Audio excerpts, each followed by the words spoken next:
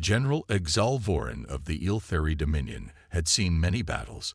He had fought alongside his people against countless enemies from across the galaxy, and yet no battle had prepared him for what he would face on the human world. The Dominion had never expected much from humans. They were small, fragile, and technologically inferior compared to the advanced civilizations of the galaxy. But when Zalvoran found himself on Earth, the last thing he expected was to become a witness to a force unlike any he had ever encountered. It began like any other invasion. The Iltheri fleet descended upon Earth, with their massive ships casting shadows over cities and skies. The humans were ill-prepared for such an attack. Their cities, mostly unshielded, stood no chance against the might of the Dominion. The Iltheri thought this would be another quick conquest, another civilization that would kneel before their power. They expected humans to surrender, to be crushed under the weight of superior weapons and overwhelming numbers. But what happened instead was something that made Zalvoran question everything he had believed about warfare. At first, it seemed like the humans were simply running away, hiding in their cities and underground bunkers. There were no signs of organized resistance, and the Iltheri generals grew confident. It wasn't until the second wave of attacks began that they realized something was wrong. As Exalvoran's forces began to advance on key human strongholds, they were met not with fear, but with determination. The humans fought back, weak, small, and poorly equipped compared to the Iltheri. But they fought with a rage that was hard to understand. Exalvoran watched as human soldiers, some barely able to walk, picked up whatever weapons they could find and rushed into battle. They didn't wait for orders. They didn't wait for reinforcements. They just attacked. And they attacked fiercely. It was as if they were willing to die, but they refused to do so without a fight.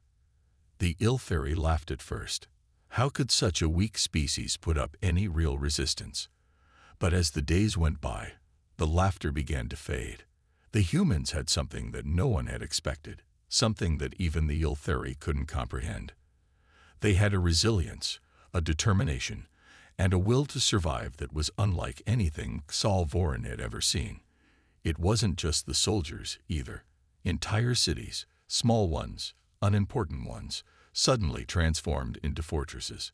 People who had never held a weapon before turned into fierce fighters. Civilians, once terrified, organized themselves into groups and started to attack the Iltheri supply lines. They didn't fight like any soldiers Zalvoran had encountered before. They didn't fight to win. They fought to make sure that the Iltheri paid a price for every inch of ground they took.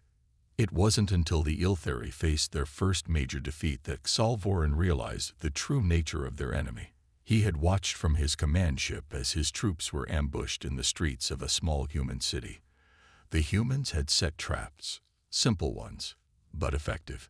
The Iltheri had underestimated them. In the chaos, entire battalions were wiped out, and the Iltheri fleet was forced to retreat. They hadn't been beaten by superior strength, but by sheer, relentless human ingenuity. Zalvoran had always believed that strength won wars. He had always believed that the best way to ensure victory was through overwhelming power, through technology, through numbers.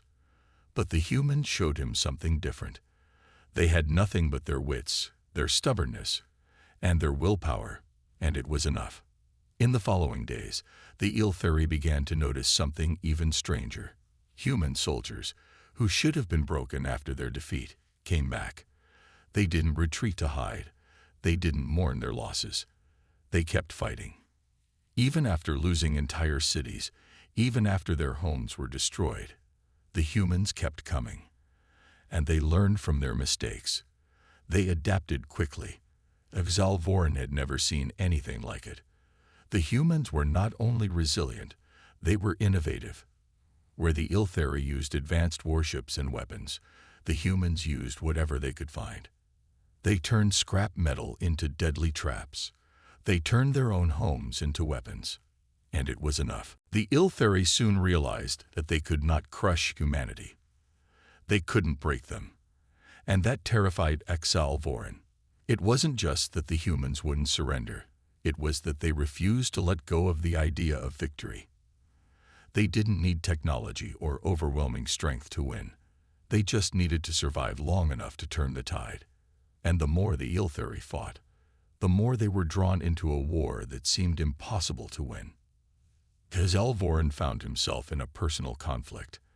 As a war hero, as a leader, he had never faced an enemy like this. He had defeated civilizations much stronger than the humans, much more advanced. But the humans weren't just another enemy. They were a force of nature. They didn't care about defeat. They didn't care about the odds. They just kept fighting. And the longer the war went on, the more Alvorin realized that his people had made a grave mistake. They had underestimated humanity. They had expected to crush them easily. But instead, they had awakened something far more dangerous than any weapon or fleet, the human spirit.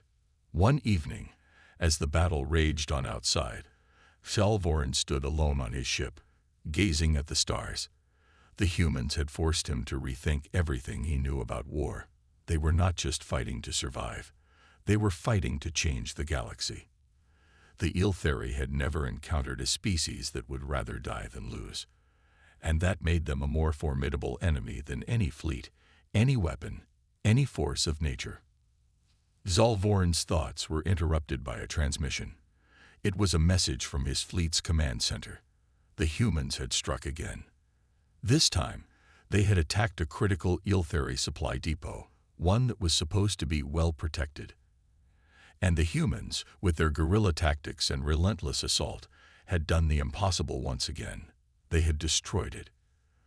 Alvorin's heart sank. They were not losing the war because they were weaker or outnumbered. They were losing because humanity refused to lose. Alvorin knew one thing for sure. He had underestimated humanity. And now, the galaxy would have to face the consequences. The Dominion might win this war, but it would come at a great cost. The humans had shown them something the Yltheri had never understood.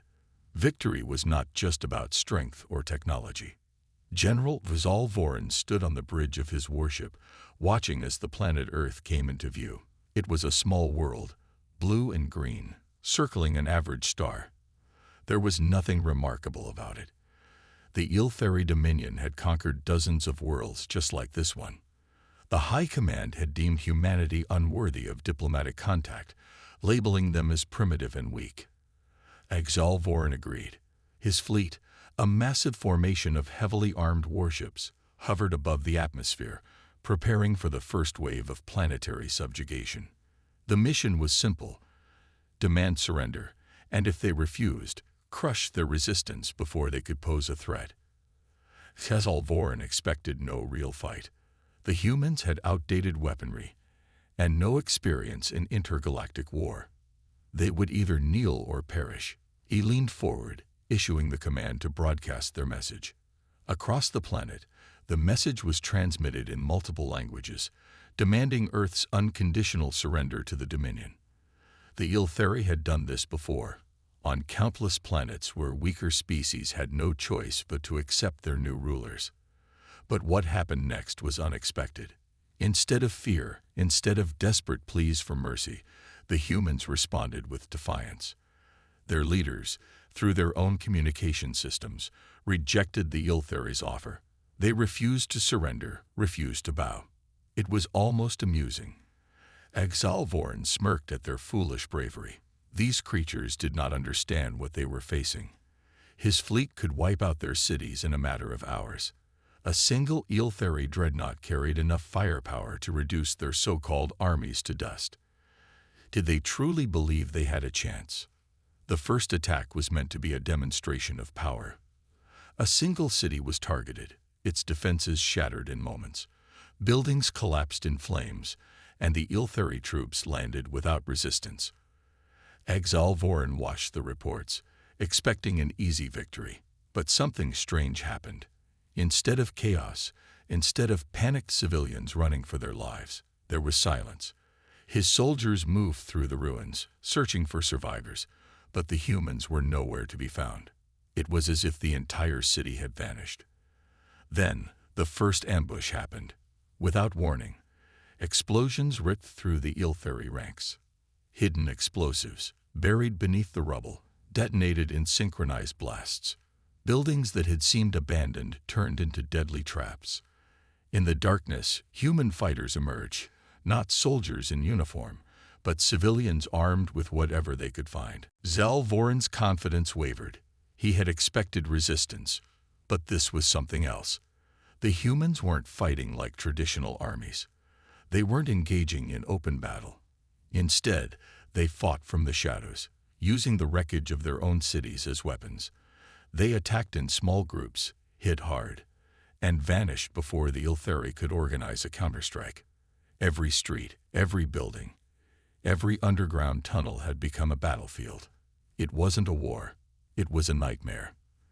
The Dominion forces were better equipped, stronger, and more advanced, yet they were struggling against a species that should have been easy to crush.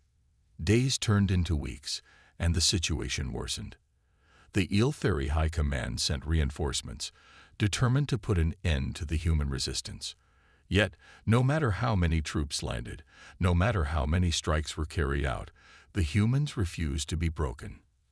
Zalvorin received reports of soldiers encountering humans who should have been dead, fighters who had sustained fatal injuries, but kept shooting, refusing to fall. He dismissed these as exaggerations, but when he saw it with his own eyes, he understood. The humans had something the Dominion had never encountered before. They did not surrender. They did not retreat. They fought until their last breath. One night, Zalvorin stood in the war room, analyzing the battle reports. The Iltheri had taken control of several key locations, yet they were still losing. The humans had turned their entire planet into a battlefield. Factories that once produced civilian goods were now manufacturing weapons. Farmers had turned their lands into supply bases. Children were learning how to fight alongside soldiers. It was as if the entire species had declared war, not just their military. Zalvorin had never seen such unity in battle. Most species, when faced with overwhelming odds, accepted defeat. They bargained for survival. But the humans? They fought with a terrifying resolve, as if they were not just protecting their homes, but something far greater. Then came the attack that changed everything. A Iltheri command center, located in what was once a human capital, was targeted. The humans struck with precision, using weapons that should have been outdated but were somehow devastatingly effective. Zalvorin lost thousands of soldiers in a single night. The humans had adapted. They had studied Iltheri tactics, learned their weaknesses, and exploited them mercilessly. The Dominion had underestimated them, and now they were paying the price. Zalvorin realized the terrible truth. The humans were not just fighting back. They were winning.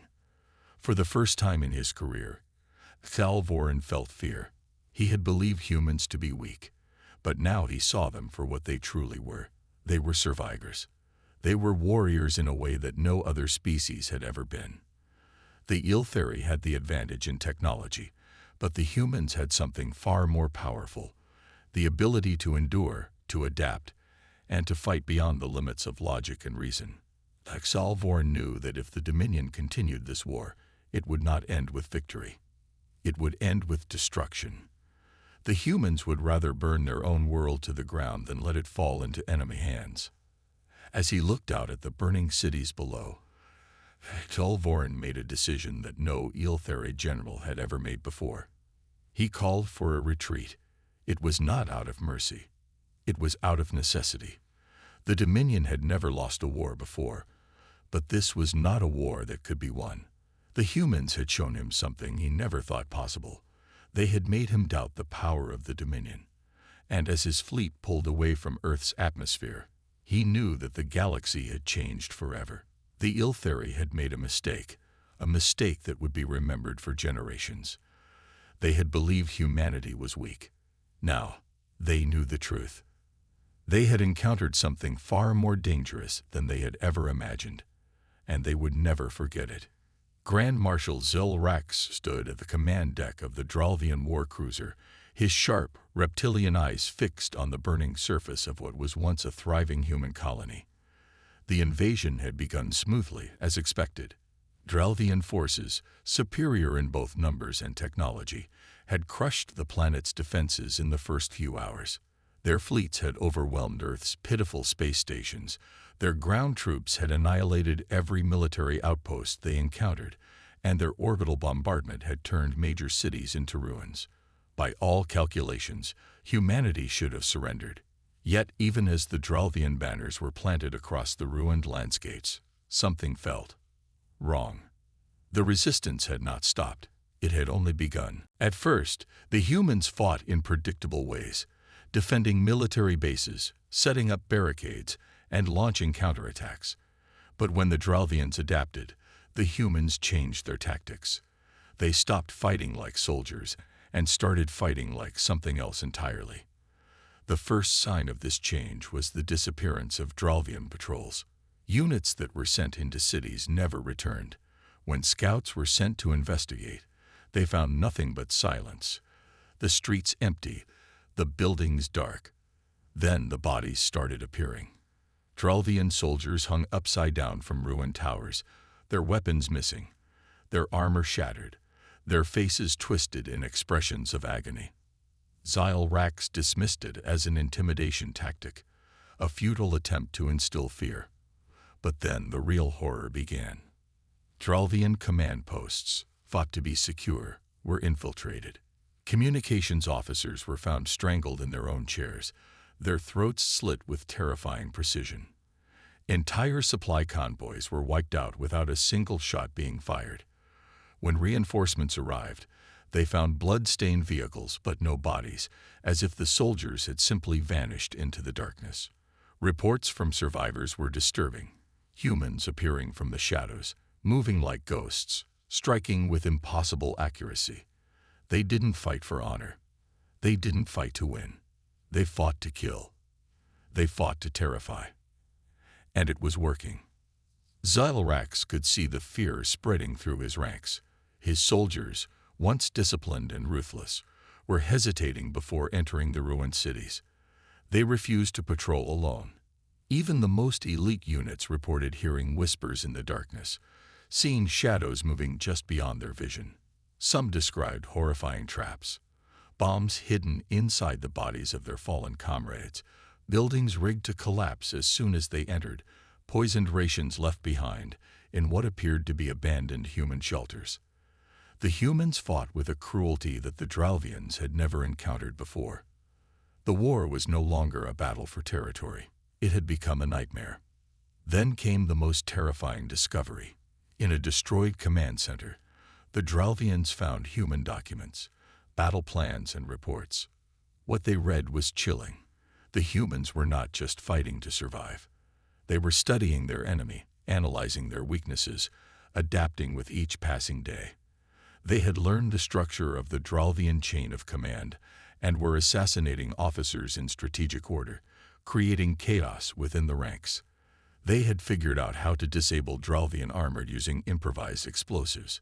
They had even begun using captured Dralvian weapons against their own forces. The humans were evolving with each battle, growing more brutal, more precise, more relentless. Desperate to regain control, Xylrax ordered the use of flame-based weaponry to flush out human fighters from their hiding places. He ordered the destruction of entire cities, turning once thriving landscapes into burning wastelands. It was a strategy that had worked on countless other conquered worlds. But with the humans, it did not work. If anything, it made them angrier. The more destruction the Dralvians unleashed, the harder the humans fought. They did not break. They did not surrender. They did not even seem afraid of death. The final breaking point came when the Dralvians captured a human prisoner. A young woman, barely out of her adolescent years. She had been caught planting explosives near a Dralvian outpost. Xylrax himself ordered her interrogation, expecting her to beg for mercy, to offer intelligence in exchange for her life. Instead, she laughed. She looked directly into his eyes, her face covered in dirt and blood, and told him something he would never forget. "You don't understand what you've done," she said, her voice steady, almost amused. "You think you're fighting an army. You're not. You're fighting humanity. And we don't lose." Her words haunted him. That night, his worst fears came true. Drelvian Command received reports of complete radio silence from multiple battalions. Surveillance footage showed nothing but flickering shadows before the feeds went dead. Bases that should have been impenetrable were found abandoned, the only sign of battle being the blood-stained walls and the eerie messages left behind, carved into metal, painted with the blood of Drelvian officers. "We are coming." Zydelrax had seen many wars, had conquered dozens of species, had brought entire civilizations to their knees. But he had never seen a species fight like this. The Drelvians had always believed themselves to be the dominant force in the galaxy. They had always assumed that war was about weapons, strategy, and numbers. But the humans had taught them something else. War was not just about power. It was about will. It was about the sheer refusal to be defeated, no matter the odds. Zydelrax could no longer deny the truth. As the Drelvian fleet pulled away from the ruined planet, Zydelrax knew that the war was far from over. The humans would remember this invasion. They would not forget. And the next time the Drelvians encountered them, it would not be as invaders. It would be as prey. The sky burned red as the last human stronghold stood on the brink of destruction. The alien fleet loomed above like a wall of death, their warships blocking out the sun, casting long shadows over the shattered remains of Earth's final city. Every other continent had fallen. Every major military base had been reduced to dust. The resistance had been pushed to the very edge, trapped within the ruins of a once great civilization. And yet, despite the overwhelming odds, despite the crushing might of the enemy, the humans did not surrender. They prepared for their final stand. Commander Elias stood atop a ruined skyscraper, his gaze fixed on the horizon, where the enemy forces were gathering. His uniform was torn, his face smeared with dust and blood, but his eyes burned with an unyielding fire. Around him, the remnants of humanity's warriors, soldiers, scavengers, even civilians who had picked up whatever weapons they could find, stood in grim silence. There were no reinforcements coming. There were no more supply lines. This was it. They were outnumbered, outgunned, and exhausted beyond measure. But they were still alive. And as long as they drew breath, they would fight.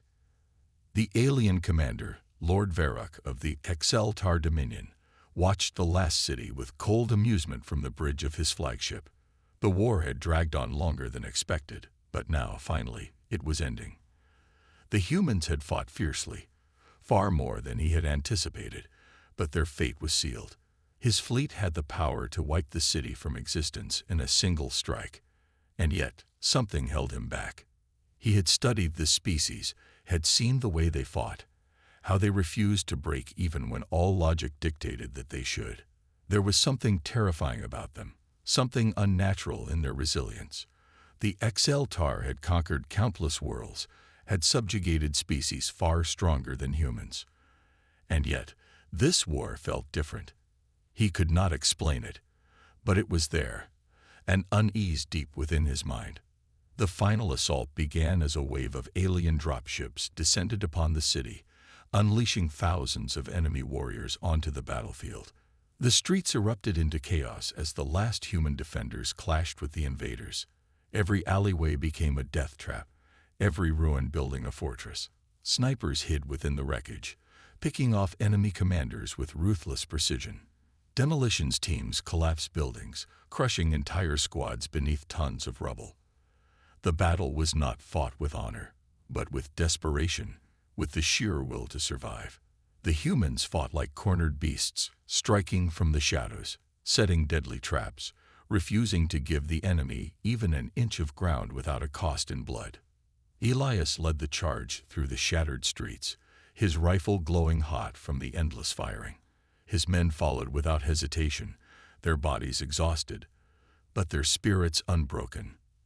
They knew there was no victory to be had, no reinforcements on the way, but they also knew what was at stake. If this city fell, Humanity fell. And if humanity fell, then their memory, their history, everything they had built, would be erased from the galaxy. So they fought, not for survival, but for defiance, for the simple, undeniable truth that even in the face of extinction, they would not kneel. The battle raged for hours, the city turning into a graveyard of fire and metal. The XLTAR advanced, their weapons superior, their numbers overwhelming. And yet, they hesitated. Every time they thought they had won, another wave of human resistance struck from nowhere. Soldiers who should have been dead kept fighting, their wounds ignored, their pain pushed aside.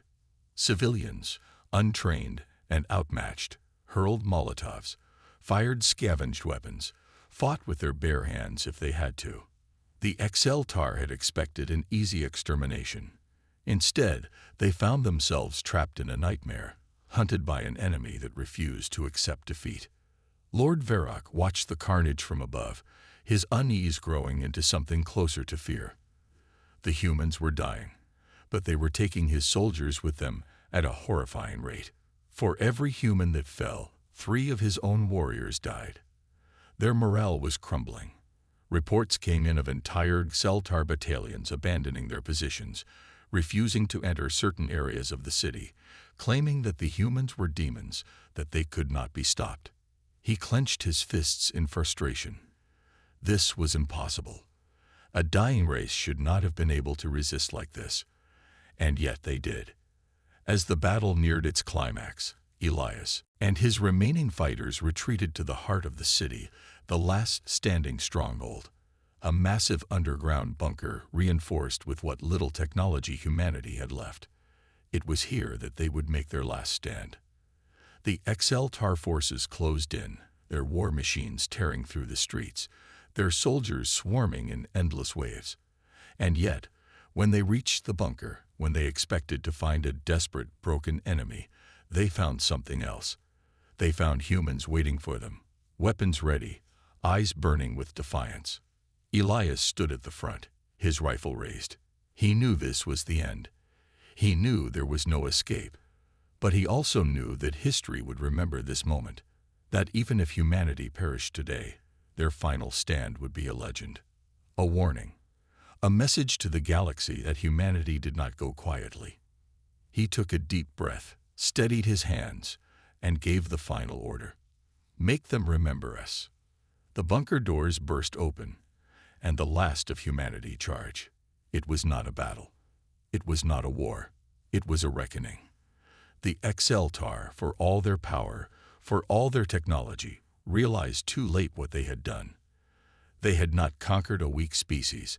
They had provoked a force unlike anything the galaxy had ever seen. The final stand of humanity was not just a fight. It was a statement that no matter how strong the enemy, no matter how hopeless the odds, humanity would never stop fighting. And as the battle reached its bloody end, as the last human warrior fell, as the city crumbled into fire and ash, Lord Varrock watched in silence, his heart heavy with an emotion he had never felt before. Regret, because he knew, deep in his soul, that this was not the end. The humans were gone, but their legacy would remain. Their defiance, their resilience, their terrifying will to fight against the impossible, it would be remembered. And one day, somewhere, somehow, another human would rise. And when that day came, the galaxy would tremble. The Galactic Council had seen many wars, witnessed the rise and fall of countless empires.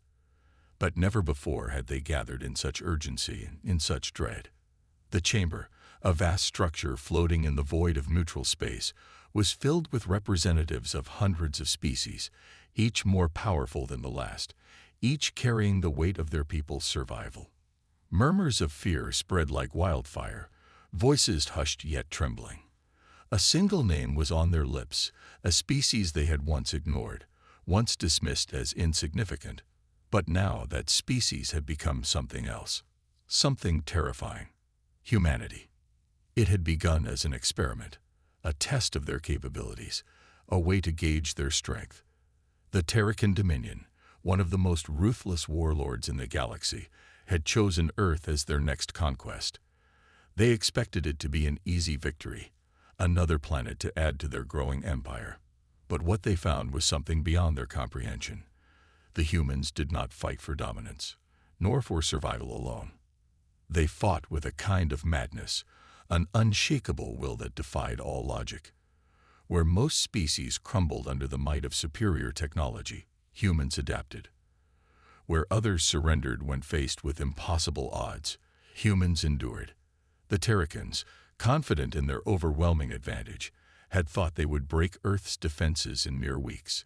Instead, they found themselves in a war they could not win. The reports had seemed impossible at first. Entire Terracan fleets wiped out by human guerrilla tactics, their strongest warriors overwhelmed by soldiers who fought even after losing limbs, who continued their assault even when their bodies should have failed them. Human resilience was unlike anything seen before. It was not strength alone, nor strategy, but something else, something deeper, something primal. When the Terracans attempted to instill fear through destruction, the humans only grew more determined. When they bombed entire cities, expecting surrender, they were met with an enemy more vengeful, more relentless. The humans did not simply fight back. They hunted their invaders. The Galactic Council had dismissed the first distress calls as exaggeration. They had seen powerful species fall before, had witnessed rebellions crushed under the heel of greater civilizations. But then, one by one, the reports turned to silence. Terracan warships vanished. Colonies burned to the ground. Their grand invasion force never heard from again. And then the most terrifying part, a message broadcasted across the known galaxy, sent from the ruins of a once proud Terracan flagship, a human standing before the broken body of a Terracan warlord, his face covered in dust and blood, his eyes filled with something alien to the council, pure, unshaken defiance. His voice, steady and cold, carried a warning that sent shivers down the spines of even the most ruthless conquerors. You thought we were weak. You thought we would break. But now, you will know fear. We are not prey. We are not your subjects. We are humanity. And if you come for us again, we will show you what true war looks like. Silence followed. A silence that stretched across the galaxies, that gripped the hearts of those who had once seen themselves as gods. The Terracan Dominion, a force that had ruled for centuries, was no more. Their fleets were shattered, their homeworld burned, their leaders erased from existence. Not because of superior firepower, not because of overwhelming numbers, but because they had awakened something they could not understand. They had made an enemy out of a species that refused to kneel. Now, the council gathered, their voices tense, their fear evident. The balance of power had shifted. The humans were no longer just another primitive race in the galaxy. They were something else now, something unpredictable, something unstoppable. Every empire present knew the truth. If humans had done this to the Terracans, what would they do to those who dared to challenge them next? One by one, the council members spoke, each debating on how to deal with this new threat. Some suggested diplomacy, others whispered about extermination before it was too late. But deep down, they all knew the truth. It was already too late.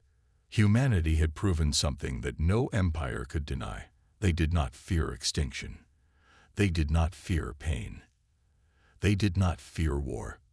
But now, for the first time, the galaxy feared them.